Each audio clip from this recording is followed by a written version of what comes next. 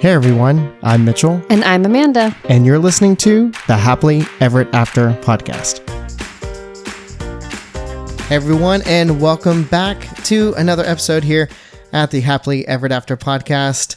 Today is a very special episode, a very special day, I should say. I have Trey joining me. So welcome in, Trey. Hey guys, how's it going? And it's good to have you on the podcast mic again. Yeah, it's been a minute since we've done anything like this, but definitely not the first time. Definitely not. So the first time I've been a part of a podcast was actually with Trey and Zach, and we had our own podcast called Extra Magic Hour. We did it, what was it, about 4 years ago now?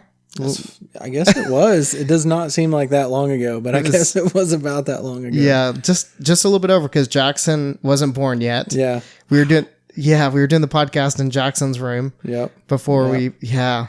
It's actually really crazy to think about. It's been that long. Yeah. Okay. Well, I'm old, so I feel that way anyways. You guys have probably seen Trey from YouTube. If you're watching on YouTube, or if you've been with us on YouTube, you've seen Trey before. Trey and I did we've grown up together, but we did the Disney College program, and we got a brief amount of time on our last vacation to hang out. We saw you at Tusker House with your family, and that's a funny story. Because I know that experience did not go well for you guys. Yeah, not that one, but we've had some other good experiences there, but that specific one was a little rough. So after that, we went over to the Festival of the Lion King, had a good time there. So, but today we have such a fun topic. You've probably seen from the title, we're going to be talking Disney Vacation Club. And if you're thinking, wait, maybe this is not an episode for me, I would just tell you that it definitely is. If you vacation out at Disney World, this is definitely an episode for you. You need to listen to this all the way through. I am just telling you right now, there's some really interesting things that we're going to be talking about, and I'm really excited. So we'll get into that. But just want to also thank you all for hanging out with us this week and for all your support. And if you want even more content, including bonus shows and other exclusive perks, come join us over on Patreon. Every membership helps support the podcast and everything we do. And so you can check us out over at patreon.com/happilyeverafter. We do have a new Patreon member this week. We have Mike and Rihanna. Rihanna's Adventure. I'm terrible at the names like on the here. Singer, right? Yeah. Is it Rihanna? It's Rihanna. Rihanna. She's going to watch your show. listen to your show and hate me now. Yeah. So I'm sorry if I got your name wrong.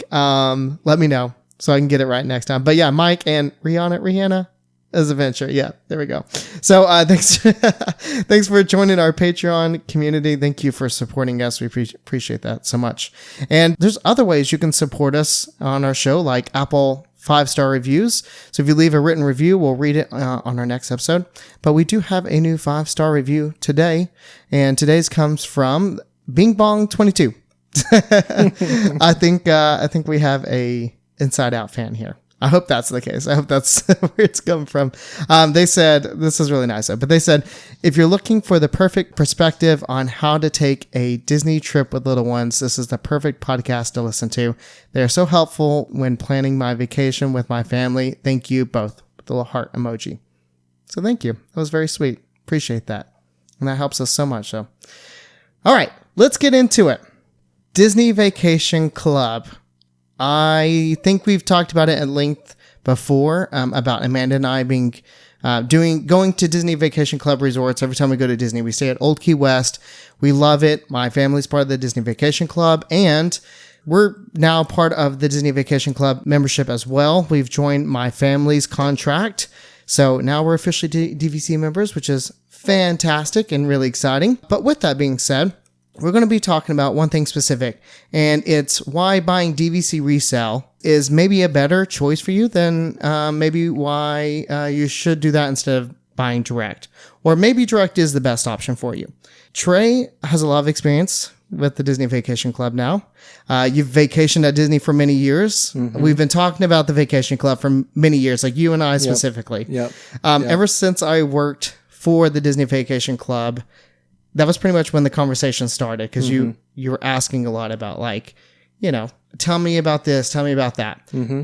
But let's get into it. So tell me more about your Disney background first. I think everyone wants to know a little bit more about you and that. Sure. Yeah. So I don't know when my first trip was, but I was a kid, and grew up going to Disney every few years. Thoroughly enjoyed my time there. Every time I went was a memorable experience. I think back to some of the trips that I took with friends along the way and things like that. And then, fast forward a couple years to middle school time and when I met Mitch, and we really bonded over Disney. We ended up going to Disney together a few times with his family, and I don't know, just really bonded over it, and it was a really fun time. And we would stay just wherever. So I've done all kinds of different stays at Disney, and so that's kind of growing up. And then fast forward some more to college, and we did we worked at Disney, and Mitch really got me going on working there and stuff like that, told me what it was all about. And so I looked into it and realized, hey, it's for me too. And so we ended up both getting accepted to the Disney College program in 2013. That's actually how I met my wife, also. So, she was a part of the same program, and, it was a great time. So my job at Disney, everybody expects you to have a really awesome job at Disney. And let me tell you, my job was probably better than anybody else's, but I made pizza all day at Pizzafari. They have changed their outfits now. It's a little sad. They're not as bright as they used to be, but we had these like lime green shirts that we would put on that had this bright blue on it too. And we had to wear these little caps on our head that were lime green and blue, and had this bright red apron that we had to wear, and it was great. We made Caesar salad and pizzas, and you'd work the oven, and you'd get real nice and toasty there while you're pulling the pizzas out and just slicing away with the cutter. And it wasn't always the most glamorous job, but I tell you, the people that I worked with at that job were fantastic and 100% made the experience great. So yeah, I mean, the Disney college program was awesome. And, like I said, me and Mitch kind of go way back, starting in middle school, going to Disney multiple times. And he's the one who got me interested in DVC in general, because his family had a contract and allowed us to stay in the first deluxe resort that I've ever stayed in. And that was Old Key West. So yeah, I mean, it's, I don't know, that's kind of where we're at, and I guess the rest is history, so to speak. I mean, with our kids, we've basically been going once a year since me and my wife have had kids. And we actually took a trip once when she was pregnant with our first kid, and stayed with Mitch and Amanda when they were living down there, and got to go to the parks and stuff like that. That was pretty fun. I think I came down once by myself, and stayed with you guys for a couple of days. That was actually a really cool trip. That was, yeah.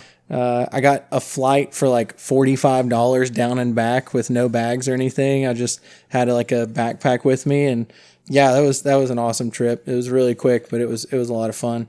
So yeah, that's kind of my Disney background, Disney experience. So, like Mitch said, we did recently buy into the DVC, and I mean, very recently, within the last month is when it kind of got finalized. So we're still new at it, but we do have a lot of experience. So we'll get into a little bit more about that as we get through this, but that's kind of my Disney background. I just want to say that you would think that, okay, everyone wants to work at Disney, right? Like, I think mostly everyone that's listening to this podcast has had a dream of working for Disney, or even still has that dream. And maybe you're like, I'll take any job. And that might be true, but not everyone is like dying to work fast food, like quick service, food and bev at Walt Disney World. But let me tell you, seeing Trey come home every day and like enjoying his job I'm being 100% honest. You would come home so hyped up, and you were like, it was like a great day. We did this, and this happened, and today I got to do this on the line. And I just like never would have expected it from you.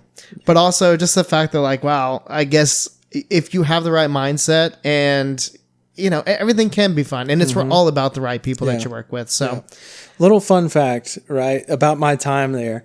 So I hope I get this right for his sake.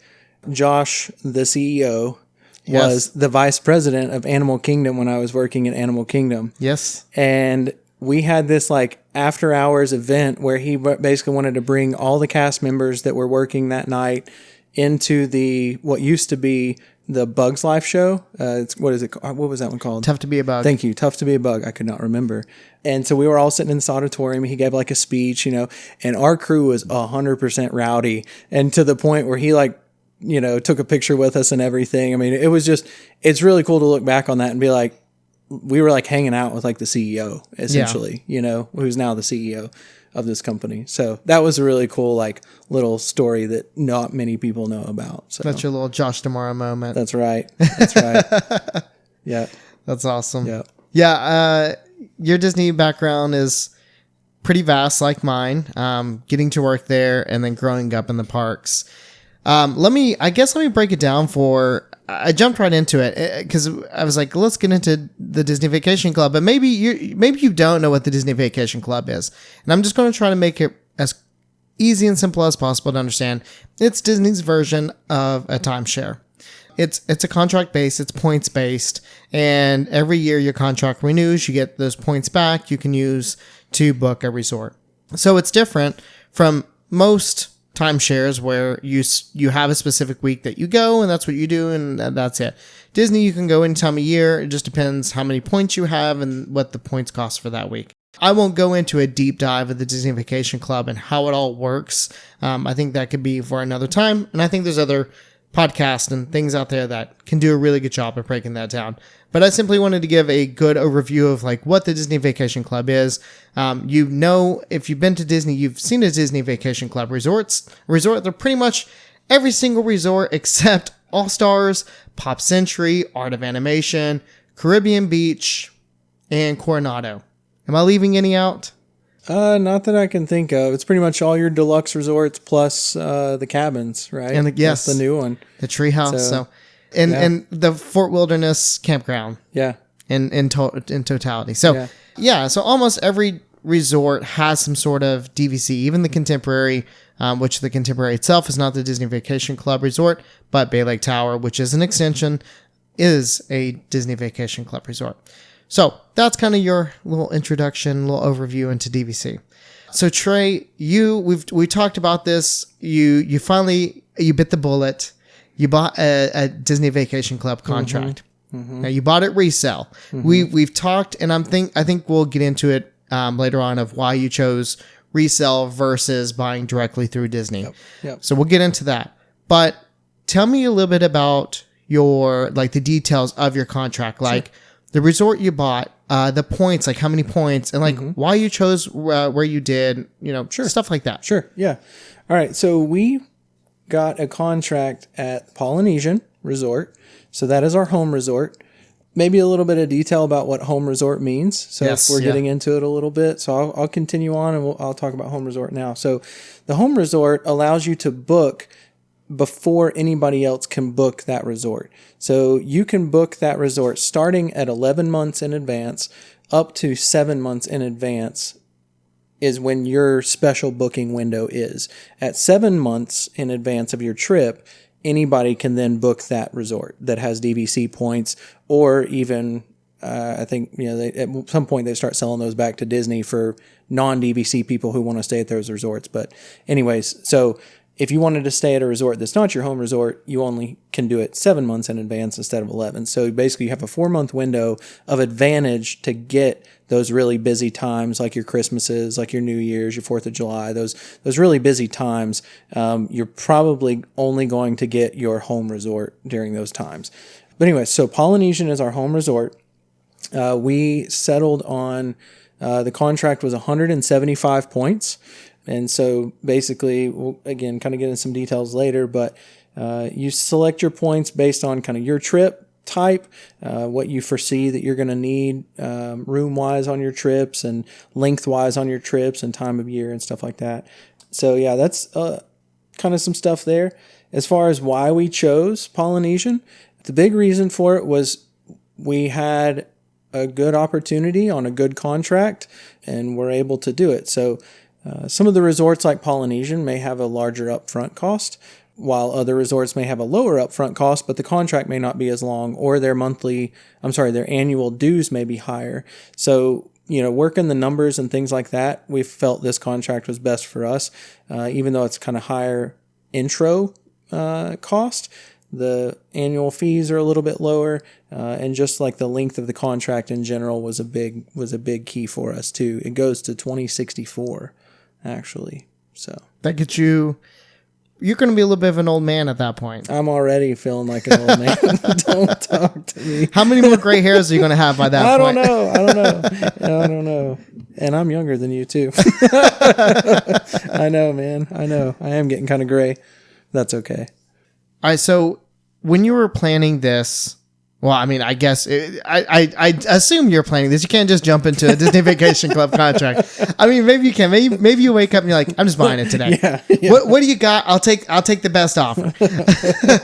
But tell me some of the research you put into when you're purchasing the DVC. Like, I know you kind of mentioned earlier, like the amount of points and things you got, but like when you're doing the research, what type of trips? Because I know the Disney Vacation Club, it's very specific on like how you vacation, right? So what type of trips are you taking, the time of year that you were looking at, the length of stays that you typically take. So what went into all that research for you and your family?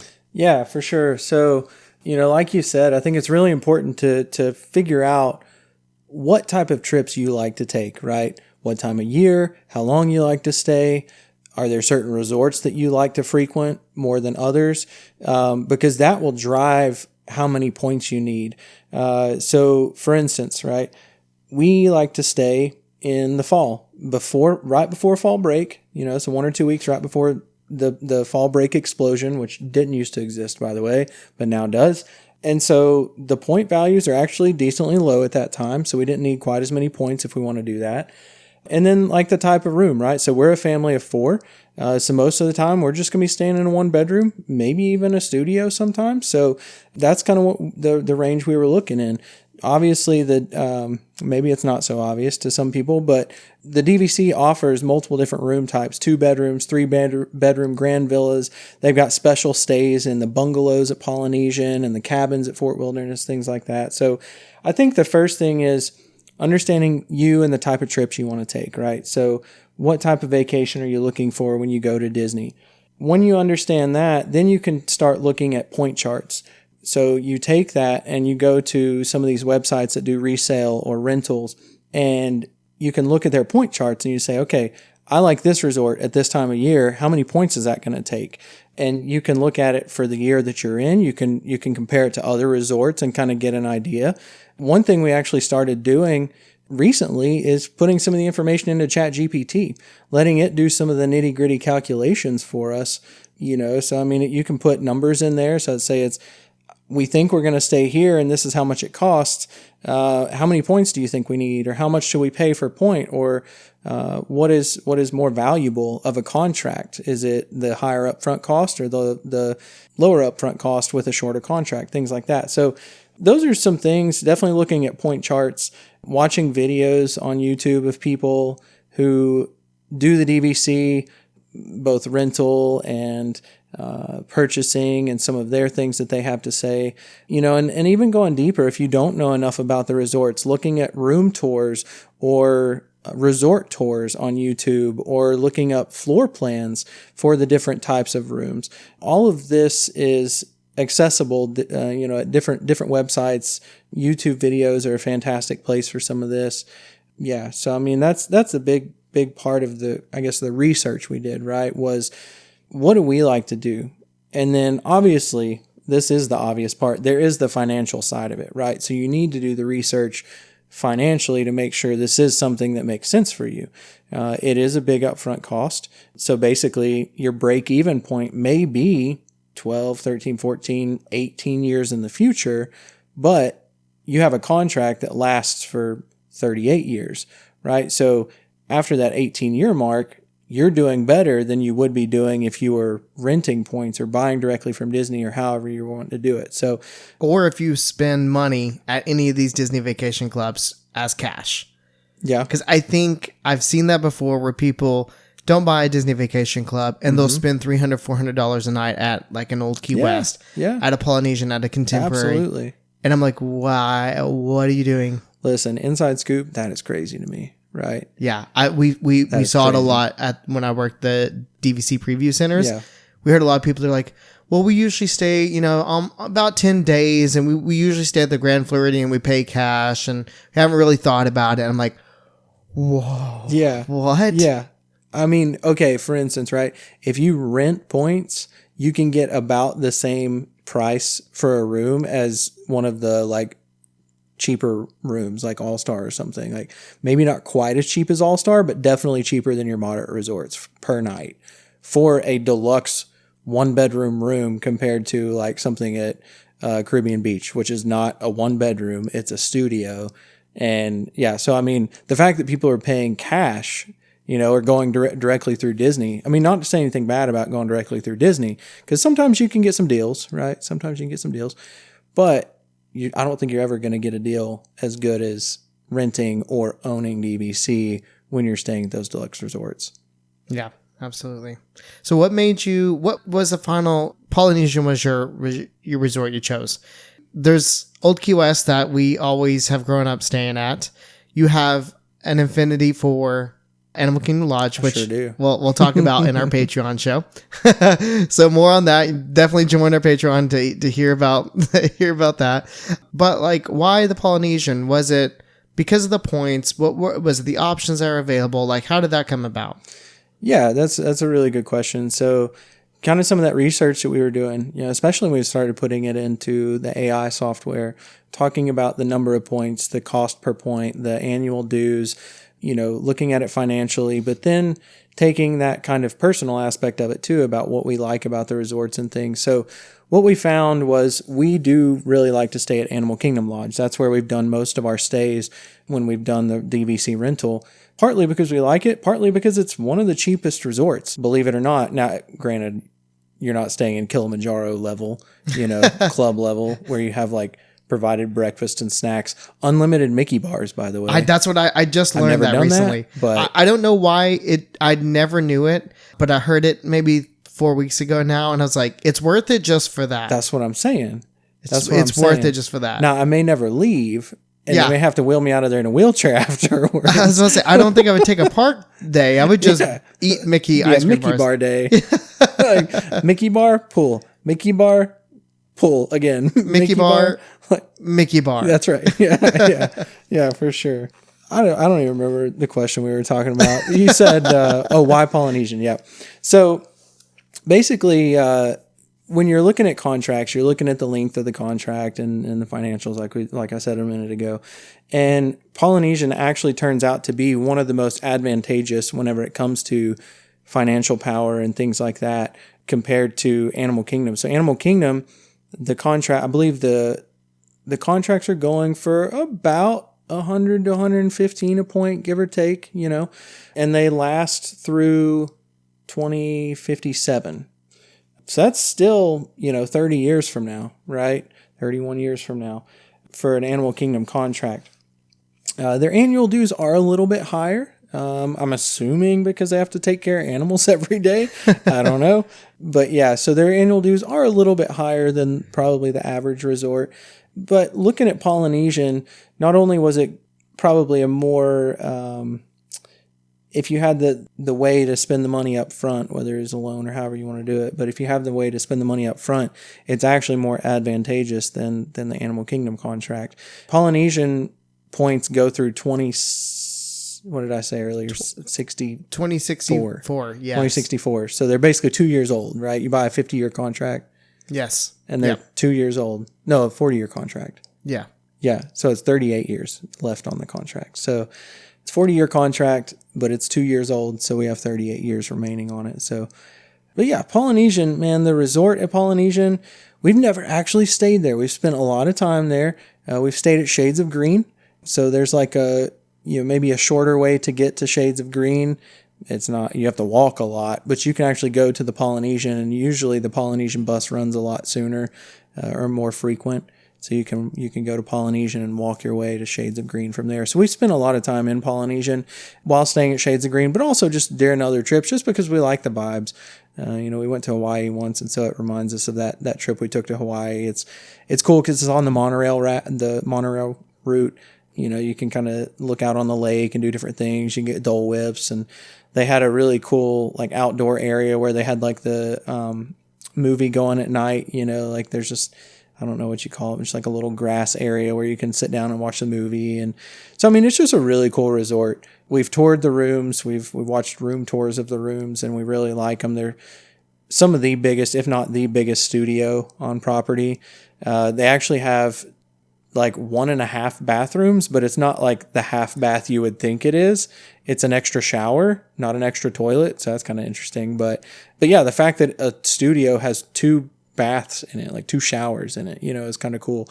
So yeah, I mean, they're really big, and they just built the new tower, right? We really haven't even explored that very much because it's so new. So really, we just based our decision upon what Polynesian was, not even what it is. Hopefully that kind of provides some insight. Yeah, I think it's great. We talked before this. We've been texting a lot about this subject. We stayed at the Polynesian for the first and only time back in 2024. It was one of the best trips we ever had. We love that resort. We would jump at the chance to go stay at Polynesian again. I love that resort. I think it's fantastic. It gives you, if you are, I would say, in our age and you're in the nostalgia era, right? Because like our generation is very heavy into nostalgia, right? Mm-hmm.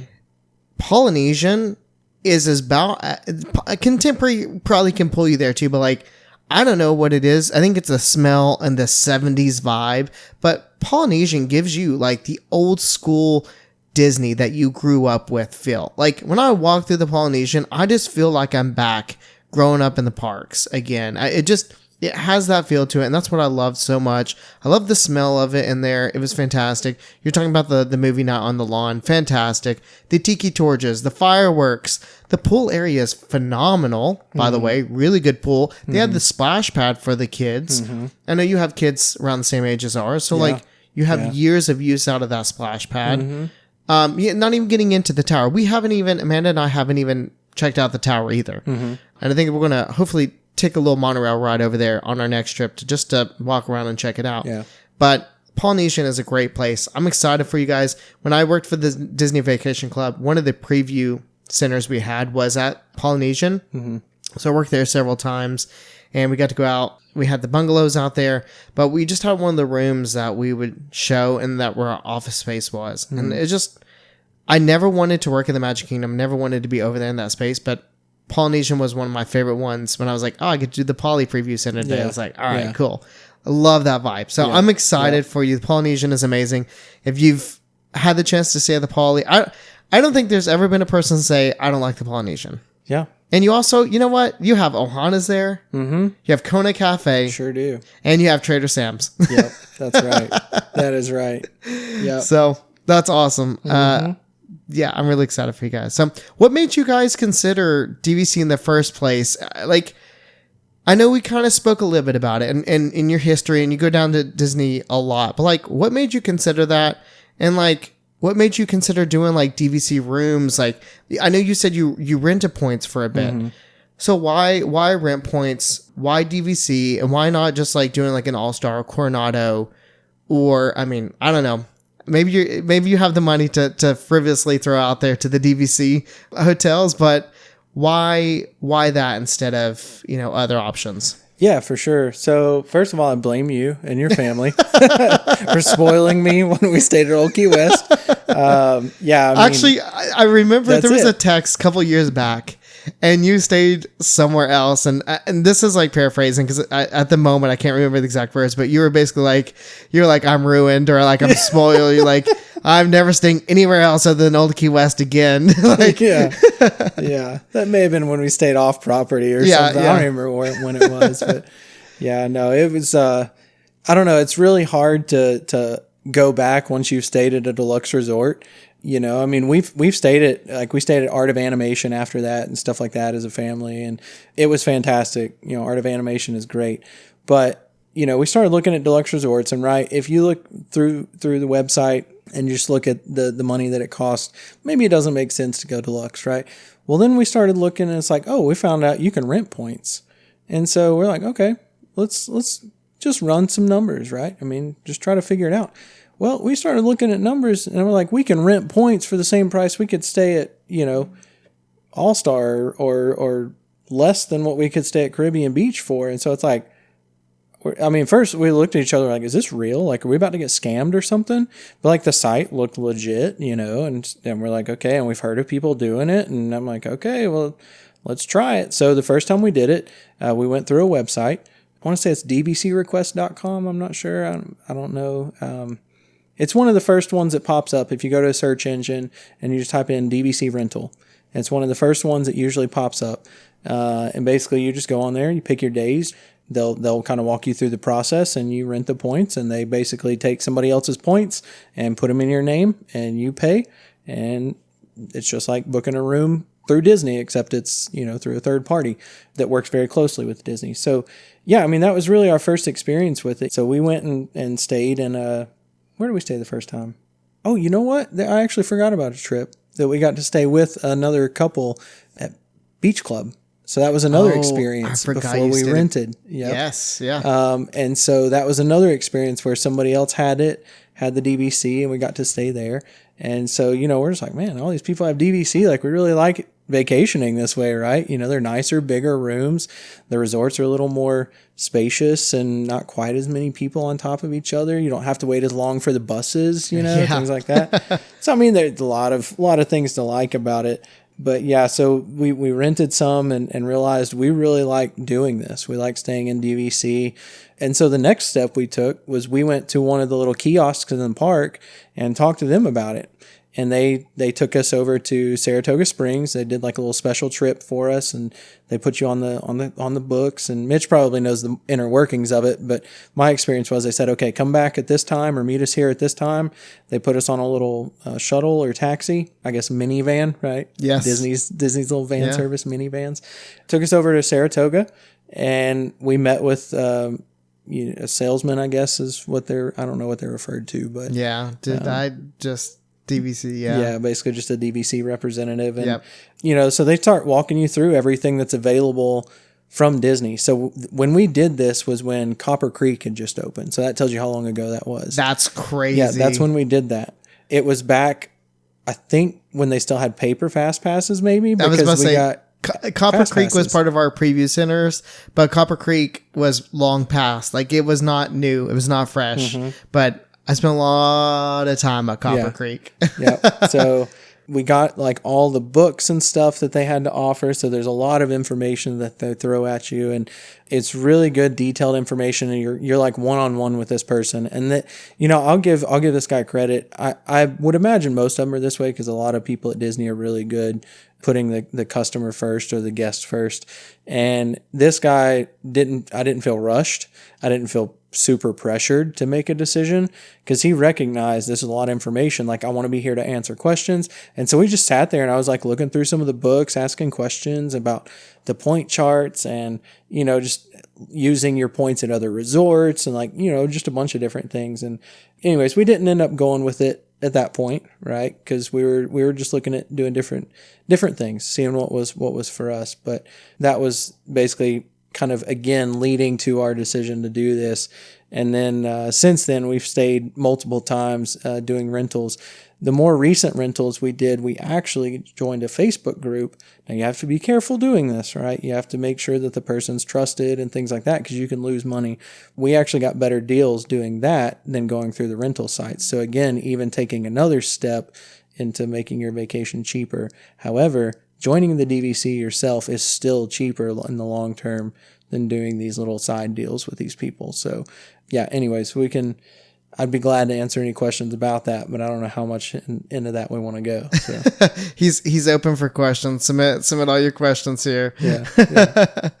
No, I think that's great. I think it's so funny when you're like, yeah, I went to the preview centers. It's just, so many people went, I can't speak to some, well, there's something I want to say and I can't speak to it, but there's so many people that went to the preview centers before I ever worked there. And then when I started working there, I had so many people go, oh, I did one of those tours.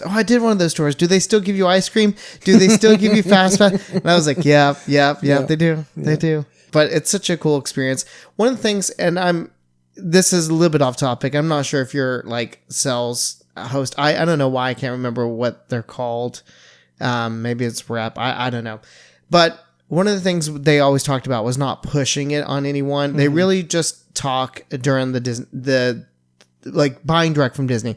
They would always just talk about like, how do you vacation? Mm-hmm. And I remember so many times all of the guys would come out and they'd be like, oh, like they would just share, you know, I was talking to this family and they come here once every 3 years. And I told them it's not for them. Mm-hmm. Or this family, this is a once in a lifetime trip. And like, this is pointless for them. Right. And like, I love that honesty about the salesman at the Disney Vacation Club. Cause like you know, your typical timeshare is always like trying to get you in, whatever. It doesn't matter. Yeah. But I always felt like they were more honest about it and about like, if you're going to like, if this is what you do and this is where you vacation every year, then yeah, this is right for you. Let's talk numbers. But if it's not right for you, then why am I going to get you into something that there's no point? Yeah. And per our experience, like, the guy kind of talked like that because we weren't sure, right? This is before we had kids, and you know, this may have been like the trip we got engaged on or something. I'm trying to remember exactly when it was, but I mean, like I said, we can go back and figure it out because Copper Creek was brand new, but you know, and so we weren't 100% sure. We knew that Disney was going to be a part of our vacationing, but we didn't know if it was going to be every year, every other year, every third year. And he explained all that to us and said, look, if it is every third year or once every 5 years, or you only care to take a big trip every 3 years, it may not be for you, right? Like he explained how it could work, you know, with the banking and borrowing and stuff like that. And we were kind of playing around with that a little bit, but you would have to be right on the dot with doing it to get your points for every 3 years and stuff. And so he was very honest with us, basically like what you were saying. And it was really nice to have that honesty when you're looking at spending a large sum of money. So yeah, I just respect that so much. No, like obviously they still want to make a sale, like that they make commission off of it as well. But like at the same time, they have a family to go home to. They have a job to keep. Like it's not about it for them to put you into something. Cause like then they become your like rep. So then you call them constantly about issues you may have, or if you need more points or this and that. So I just love that. What made you consider, you talked about direct. I know you said it wasn't the right time at that point, but like what made you ultimately choose resale, instead of direct? And after that, and we might need to come back to this question, but like, what was that process like to buy? Because I know we've talked about it at length. It was a lengthy process. But like, first question for you is, why did you choose resale over direct? For us, right, and this is not everybody, but for us, we had enough experience doing rental, doing kind of this, I'll call it side gig rental, you know, things like that. You don't get any of the DVC extras by doing the rentals and the little side rentals and stuff like that.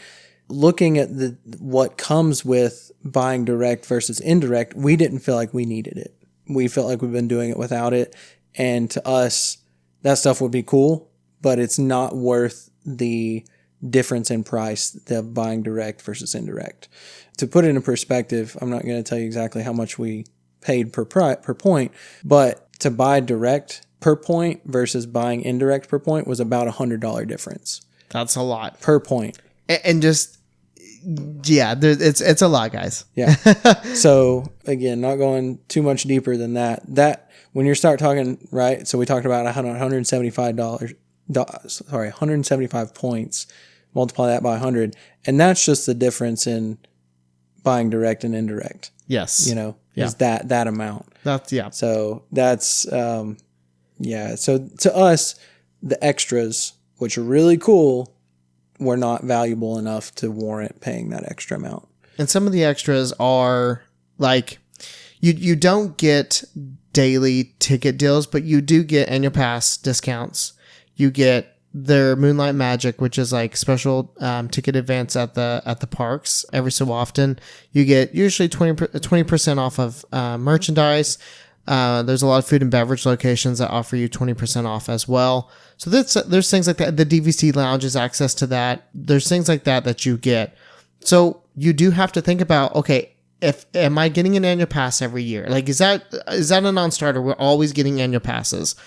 Yes. How much am I spending on food and beverage? And then you can start taking up the discount and like applying it year over year and seeing, does it equal? Right. Because that's something that you have to consider. But yeah. So Because it does make sense for some people. It does. Yeah.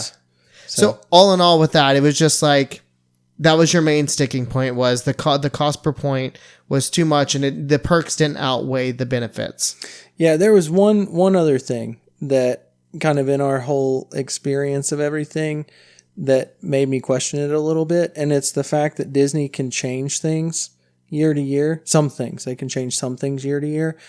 And one of the things they can change is requiring how many points through Disney to get your blue card, what they used to call it, basically your direct access to these extras, to these events, to these discounts. And so when we were first looking at it, it was 50 points through Disney would get you these things. And so we're like, cool, we can buy indirect and then maybe later down the road buy 50 points through Disney. Well, then that number changed, and I think it's changed again since then. Yeah. So I don't know when I left, it changed. I think it was like 75 or around that whenever I was at the preview centers. And while I was still there right before COVID, it changed to 100. Mm-hmm. And I think it's increased from there. I'm not 100% sure, but yeah. Yeah. So that was another thing, is we didn't want to buy in at the minimum amount of points and then something be taken away from us or something like that. And so, again, I do think it's absolutely for some people, like what you were saying a minute ago. But in our situation, once a year, pretty much on the dot once a year, probably maybe once every 5 or so years we might take a secondary trip or something like that, but we don't need the lounge, we don't need the special events, because you have to go at the time of the special event. Right now where we're at, that's what made sense for us. Listen, you come down the same time of year as me, I'll get you in that lounge. That's right. I know a guy. That's right. Know a guy with a card, blue card. So the last part of that was like, what is that process like from when you went to purchase the resale? Give us kind of a good overview of that. Yeah. So basically, there are multiple sites that do resale. So again, similar to doing a rental, just go to your browser and type in DVC Resale. And we actually looked at about 5 different sites. We were looking, because they all have different contracts on them, right? So we were looking at different contracts, and we found a site that worked for us.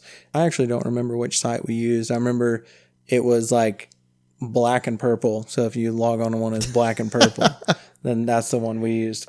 So we were looking at the contracts, and so basically you find the one that you like, and there's a button that says, make an offer. And so you click the button, and it tells you up front, it tells you what the seller wants to get out of it. It tells you what points are available when. So some of them may have banked points already. So you may have double the amount of points for this year.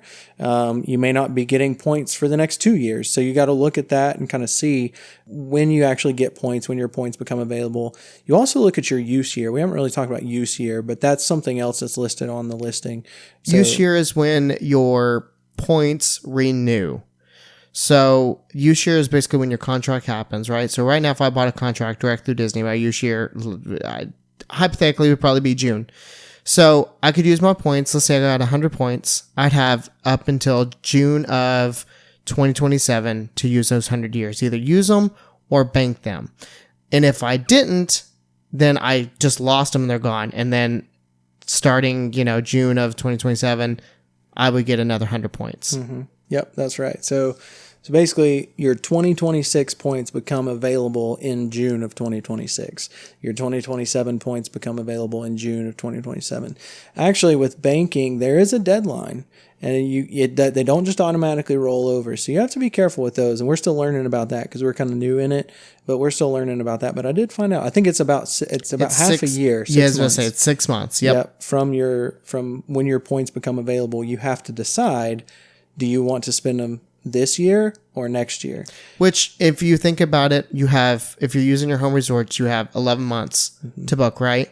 Then you have the 7-month window when everyone can book. So at that point, by 6 months in, if you haven't decided, at that point, I do think the 6 month is a good buffer. Like you're either going to go or you're not, unless you do a spur of the moment. But at that point, if you're planning a Disney vacation, like a week long type of thing, you've probably made your decision. So Yeah. So that was just kind of a little aside from what we were talking about, but that's important stuff, right? I mean, it's important stuff. So, all right. So you're on the website, you find a listing that you like, everything lines up with, everything.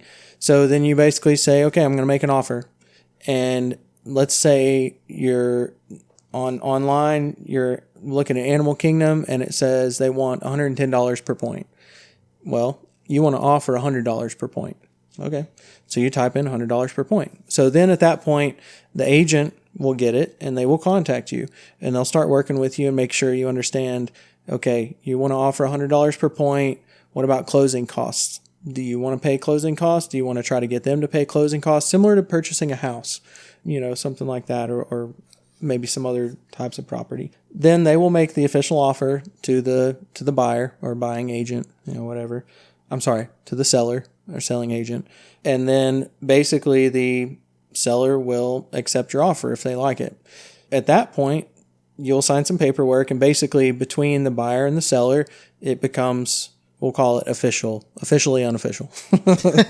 So the next step is a special step to Disney. They have what's called the right of first refusal. So basically what Disney can do is they say, oh, the seller agreed to sell you Animal Kingdom at $100 per point. Well, let's just say Disney thinks that value is too low. So they're going to buy them back. So if the seller has agreed to sell it at $100 per point, Disney can override the buyer and say, I'm going to buy it back at $100 per point, and they have to do it. That's like it's set in stone. You have to do it. The buyer loses out on the contract. They don't lose money, but they lose out on the contract. And the seller still makes a sell at what they agreed to sell for. So, okay, for the seller, the buyer isn't out anything except maybe some time. But if Disney accepts that it's an okay offer, then it moves on to the next step, which means that Disney has approved you to make the sell and the purchase. And so then you'll sign kind of your final documentation. And then at that point, once everything's signed, it's yours. You transfer the money, again, just like purchasing a property or a home or something like that. You transfer the money and the banks work that stuff out and the agents work the stuff out and you sign some legal documents and basically it's yours at that point. Then Disney will be in contact with you and you can get your account set up. So one thing I meant to say a minute ago, for the right of first refusal, those are taking about a month right now. So from the time that the buyer and the seller agree and all the agents and everything, everything's squared away, Disney sits on that for about a month before you hear anything about whether they accept your contract or not. And then we received information that creating a Disney account at the end of it would take up to 2 months. Ours happened quite a bit faster than that, but just thinking about it, you're like, wow, so this whole process can take a minute, it can take a while. You don't want to buy it with the intention of going on a Disney vacation within a couple of months. Right. So. You should be looking for your next year. And honestly, that's something to consider, right? We didn't know this timing until we've gone through the process. And so some of the contracts had like double the points available in 2026. And so that's awesome. We can have a lot of points, but would we actually be able to book anything if we're not able to start booking until 3 months before we can travel? That's really hard to find something. I think that's very good information for anyone who's thinking about resales, the timeline of it all. All right. What, if anything, was there anything about buying resale through DVC Resale that surprised you? Yeah, honestly, the timing. And I don't know if it would be the same way if you went direct. I'm not sure. You might have more information on that. Yeah, it's pretty instant. You could walk out that day and be a DVC member. Yeah. Okay. Well, there you go. They pin the paper and they're like, congratulations. Yeah. They're did the funds go through? The funds went through. Yep. Welcome. Yeah. Welcome home, new member. That's awesome. No, it was actually I think it took about a month process in reality. So you'd sign the stuff there, you go through that contract and they'd be like, hey, the whole process, you generally takes about a month. That from when I was there, that was what we saw. I think they would still give you early access to perks and right away because they had that right to, but that process could be changed again. The last time I worked for the Disney Vacation Club was pre-COVID. So who knows what it is now, but that's how it was before I left. Yeah. So I think ours took about 2 months total from the time that we like clicked the offer on the website to the time that we have an account now and can start looking at planning vacations and, things like that. So I think that's still, I think you did great with timing. yeah. Like all things considered, I feel like you made out like a winner in timing. Mm-hmm. So if you're considering reselling, you're considering buying, give yourself a longer timeline. I think 2 months, like you got lucky. Yeah, I think literally the agents were on top of it, like messaging us on weekends, like they were on it. And as soon as we responded, they moved on to the next step. I mean, they were bugging Disney trying to get us answers and stuff. And so ours, I do think, like you said, went faster than it definitely could have. Kudos to all the people involved for making it happen quicker than what felt like normal. But yeah, I was still surprised at that time because I figured it'd be like buying a house or something. Everybody agrees, cool, here's the money, give me the keys, let's move on. But that takes some time.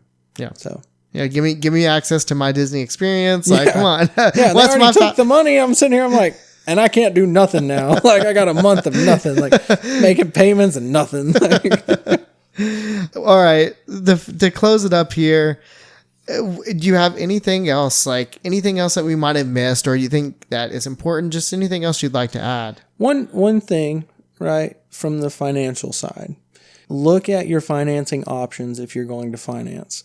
A lot of these companies will offer financing, but your interest rates are pretty high.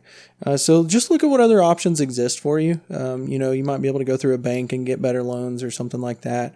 We had a good opportunity for our situation, but yeah, just look at the rates. Don't get taken advantage of just because it's on the same website, because they are pretty high. Like I think some of them are talking like 13% interest or something like that. So that's a pretty high interest rate. Again, maybe it works for you. Maybe it's nice that it's all in the same place and everything like that. But just if you have the time to shop around, definitely do it. So I think that's one thing. Yeah, definitely really excited to talk about the Patreon show stuff. Actually diving into some of the resorts a little bit more, and maybe not so much about like the process of DVC, but actually what you get when you finally stay at a DVC resort. So I'm pretty excited about that for sure. Trey, it's like you've done a podcast before. Thank you for leaning into that. You're welcome. That was great. Yeah. Yeah. So come join us over on Patreon.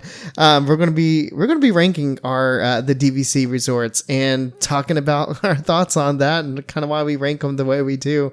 It's gonna be a lot of fun. I know there's gonna be a lot of laughs and a lot of strong. As Trey mentioned earlier, unpopular opinions. It's gonna be fun. I actually have one more thing. And you may want to edit this in somewhere else. I don't know. Be careful. There are certain resorts that you cannot spend your DVC points at other resorts. Did you know that? That's actually, I don't know how we forgot. That's actually the most, that's the main very thing. Critical. That's the main thing you need to know about DVC resale. So like when you go on a DVC resale page and you're like, dude, I can buy the newest resort, Riviera, for like $80 a point. You're like, yeah, but you can only stay at Riviera, right? Yes. Like, that's it. I almost made that mistake. And then I was like, nah, dude, AI is lying to me. Plugging it into chat, and it's like, yeah, but you can only spend him here. I'm like, nah, you're a liar. And then I looked it up. It's real. These AIs are lying to us. Yeah, I know. That's actually, so that was the first thing. There's two things I told Trey when we were talking about direct or resale. And I said, just so you know, you can't use your points anywhere else ever. Like, this is it, unless they change the rules, but this is the current rules. And the other thing was the not getting any of the extras and the discounts and stuff like that. I said, otherwise, if you don't care about any of that, you're golden. Buy resale. It's probably going to be cheaper. So resale, you can spend your points elsewhere, but certain resales you cannot. So Riviera, you can't spend those points anywhere but Riviera. Okay, so there are like little ones that you can. Yeah. Okay. So like we bought Polly, and I'm trying to get Animal Kingdom for the fall because it's cheaper and we don't have all of our points for 2026. Anyways, the details. So when I log on to my account, I see everything. But if we had Riviera, you would only see Riviera. Okay, I think that's right. So the newer resorts, I think it's unlocked under the new resorts you cannot use for anything else. In the old resorts. The old resorts are good, yeah. Now the old resorts, I can use at Riviera. Yeah.